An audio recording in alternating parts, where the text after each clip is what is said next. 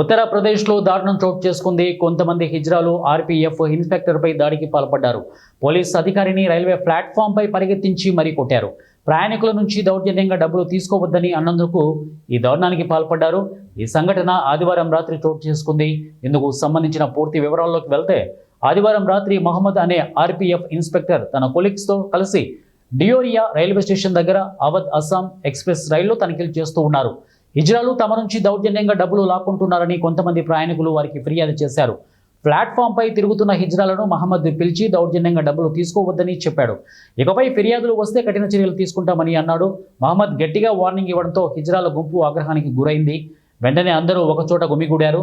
Platform number 1 దగ్గర అల్లర్లు మొదలుపెట్టారు. రైలు కోసం ఎదురు చూస్తున్న ప్రయాణికులతో తప్పుగా ప్రవర్తించడం మొదలుపెట్టారు. ఈ సమాచారం మహమ్మద్కు చేరింది. మహమ్మద్ వెంటనే మరికొంతమంది పోలీసులతో కలిసి అక్కడికి వెళ్ళాడు. వారిని చూడగానే హిజ్రాలు కోపం కట్టలు తెంచుకుంది. పోలీసుల లాఠీని లాక్కొని వారిపైనే దాడికి దిగారు. మహమ్మద్ను ప్లాట్ఫామ్పై పరిగెత్తించి మరి కొట్టారు. అంతటితో వారు ఆగలేదు. ఆర్పీఎఫ్ ఆఫీస్పై కూడా దాడికి దిగారు.